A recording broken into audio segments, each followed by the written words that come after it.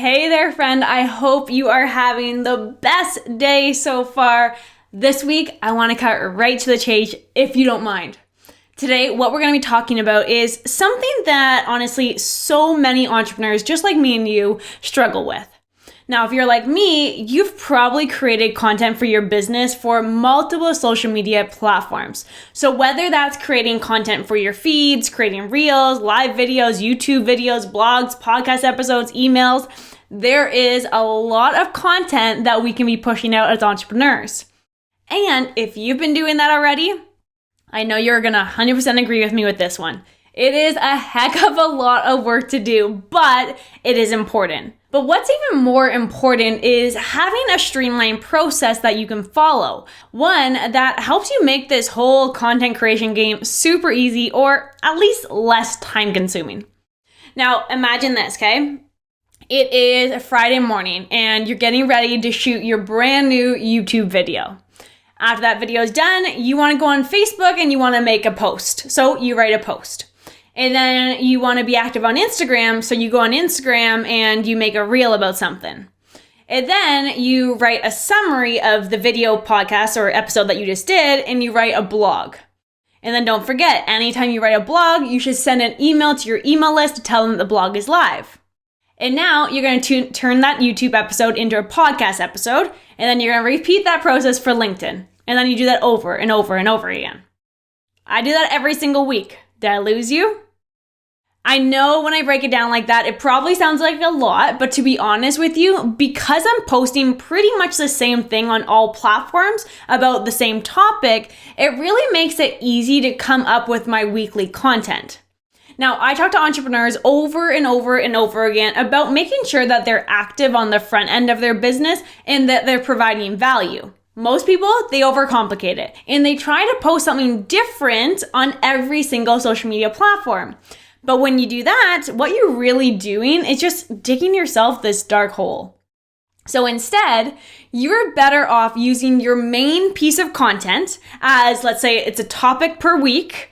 That's what I want to talk to you about today. So instead, you're better off of picking like one main topic every single week and post about that. That's what I want to talk to you about today. I want to talk to you about how you can use the same content across all social media platforms. And yes, I do mean that. We just have to make little tweaks. So over the next 8 minutes or so, my goal is to show you just that. Today, I want to teach you really what I wish someone taught me when I started making a lot of content for my business. Are you ready? Okay, so if so, grab a pen and grab a paper if you're sitting at your desk or if you're just laying on the couch at home. Now, if you're running and you're listening to me, I totally get you. I do the same thing. I find having a note open on my phone where I can just quickly jot something down while I'm running or taking a breath, then I can do that. Side note for you, a lot of my really, really good ideas for my business comes to me while I'm running, listening to a podcast, or training. Now, if you have me playing while you're driving, let's say, if you have a passenger, fantastic. Let's get them to take the notes for you. Or make sure just to recap this episode after we're done here. There is a lot coming at you today, and I'm sure it's going to spark some ideas. But anyways, enough about me telling you how to implement what I'm about to teach you. Let's actually get into the content today. So repurposing your content is not only going to save you time and energy, it's also a really good marketing strategy that I want you to implement into your business. So for one, it reinforces your brand's messaging. And that one specifically, that one is such an important aspect of branding. You need to reinforce your message. You really need to say the same thing over and over again, just in a million different ways. The goal is that it actually has to stick in the minds of your audience. So learning how to repurpose your content, that's going to help with that. Second of all, it's going to give you this big SEO boost. Algorithms love reinforcement, and if you want to appear at the top of that timeline or feed, you need to repeat what you were saying. That sounds a little wonky, right? Let me just explain this for a sec. Hold with me. These social media apps, they have SEO engines that are absolutely in love with specific keywords. Once you've got those words in your content, they just blow up. Now, the problem is that you cannot use that content again once it's already blown up. It cannot blow up twice, or it usually doesn't blow up twice anyways. The only way that you can duplicate the success of that content is by repurposing it or reusing it. That is, taking the old content that's performing well and turning it into new content that also has a high chance of performing well. And this way, you can expand your reach with the same content without running into the risk of duplication. Algorithms, they hate duplication, so don't do it. And third, repurposing your content allows you to reach new audiences or even reach your audience who may not have seen it the first time around. The last reason why you should probably learn how to repurpose your content is that it's going to allow you to be everywhere. What that basically means is that it will give your brand this unchanging quality to it. People love reliable brands. They love reliable messaging. So once you keep giving them a message that they can relate with and then they can associate you with, they will love seeing your content. It's pretty cool, right? I know. Okay, so now that we figured out why you should repurpose your content, let's actually get down to the work. I want to show you how I do it specifically. The first thing that you should do when repurposing your content is to create pillar content. That pillar content is sort of like the pillar that the rest of the social media posts kind of rest on. That's why it's called pillar content, I guess. The pillar content should really be this like one big piece of content that you will then cut down into smaller purposes for social media. So for example, your pillar content could be a YouTube video, just like I do every single week, where I'm teaching entrepreneurs how to leverage social media and automation techniques for their business. Or another option is a podcast interview like I do when I'm interviewing fellow entrepreneurs. The critical thing about this content is that it must be long, it must be informative, and it must be filled with a lot of great information that you know that your audience is going to love. Now, most people, they usually do have this type of content just lying around. So go back, check your past posts, check past videos. If you've ever done an audio file, check them. You probably have it laying around. But regardless, what you're looking for is one piece of content that is a longer format and offers a lot of value. That's what you're going to be repurposing. And by the way, pillar content is not usually written content. The reason why is pretty simple. It's pretty tricky to repurpose written content into videos, but videos can be repurposed very easily into a number of micro contents through all kinds of media. This isn't to say that you can't turn long blogs into tweets or captions, but it's just easier to have your pillar content as a video or audio file like a podcast. Now, I will get into how to use blogs, but for this example, let's first start off and pretend that we have a YouTube video or a podcast episode available for us ready to be used. That's the first step. You get that one piece of pillar content, that one value content. The next step is learning how to actually turn that big content into smaller containers. Let's call these kind of content micro content just for the sake of this episode, okay? The first thing that you have to know is that no two platforms are going to be the same. They're going to need different types of content. They have different types of content that's going to rank differently on their platforms, and even the audience on these platforms are going to be diverse. That's why whatever content you're creating, it must be suited to the platform that you're going to be posting on. So the first thing you want to do for your pillar content is to get it transcribed. That way you can use the content for parts of emails, captions, even videos, and so much more. So you can use a program called Searchy.io to transcribe all of your audio or your video content if you're having trouble doing that yourself. The first way to repurpose this content is for your social media captions. So instead of writing captions for every single post that you put on Instagram or Facebook, you could just repurpose parts from your pillar content for that. The trick here is to make sure that you find the right questions or the right topics inside of that pillar content to use on social media. So maybe that's a quote that you said. Maybe it's a question that you asked in your episode. Whatever you said, you can pull out a lot of captions from a video. So I usually try to get 3 to 5 quotes from all of my episodes.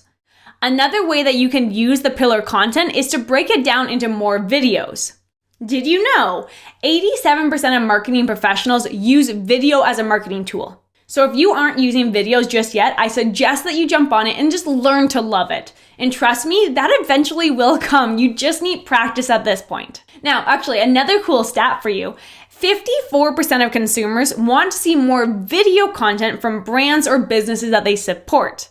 So like I said, if stat number 1 didn't encourage you to jump on videos, I hope that one did. If your pillar content is already in video form, try to cut those down into smaller bits that are maybe, let's say, 30 seconds to a minute long videos. That way you can post multiple snippets of the same interview while racking up your engagement numbers and reaching a wider part of your audience. And remember, you do want to add subtitles to your videos because most people watch it on silent. You don't want people just to skip through your videos because there's really just no subtitles. These short videos, they can be used, let's say, on YouTube, IGTV, Instagram Reels, TikTok. All you need to do is make sure that each clip has something positive and some information that your audience would like. And also, make sure it's formatted to that individual platform that you're using. You can even have more fun on platforms if you're using Instagram Reels or TikTok because you have a lot of different ways that you can edit the video and even give it a fun twist and just make it something unique and different. Now, if you don't have a piece of pillar content just yet, or maybe that's just stressing you out a bit, let's talk about repurposing from other people's social media. Now, let me say this right off the bat. You don't want to copy people directly and not give them credit.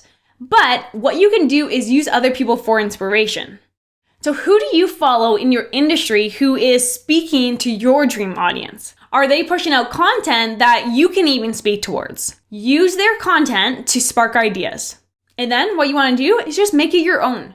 Eventually, you're going to get into this habit and you'll be able to create a lot more different ideas for yourself. But this is a great place to start if you need that inspiration. Now, another way to repurpose your content is to turn blog posts into podcasts.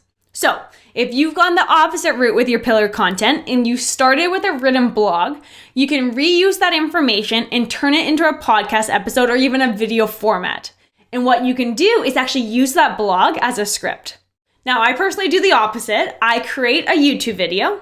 I then turn that into a podcast episode. I write a blog about this episode. I send my email list an email saying, hey, the blog is ready. I get them to read, watch, or listen. I then take quotes from that episode and I post them on social media in a written format. So I do that on Facebook and Instagram and LinkedIn. I then turn the video episode into small clippets for a preview and I post that on social media too. At the end of the day, I'm taking one idea and I create multiple messages and multiple posts from it. But I'm always, and I mean always, leading them back to my pillar content to get the full value. Now, another fun one that you could do would be to create memes. Seriously, if you have ever dreamt of creating your own memes, this one is seriously fun to do. Seriously, memes are like the God's gift to content creators. They are seriously everywhere. They're easy to come up with and they really rank well.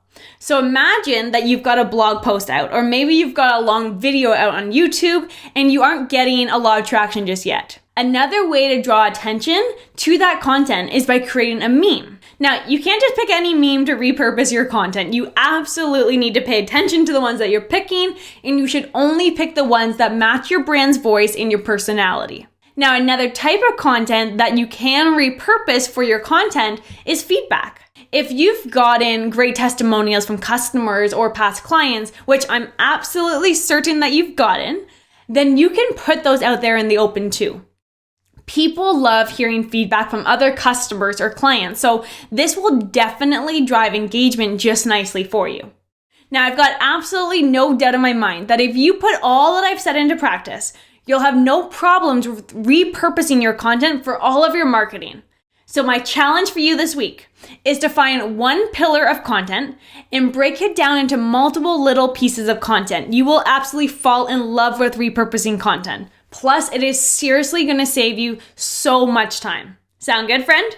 Now, by the way, if you ever have any questions, you can feel free to reach out to me at any point or leave a comment below any of the episodes. I'm happy to help, and you can find me on social media at Lisa Ann Coaching.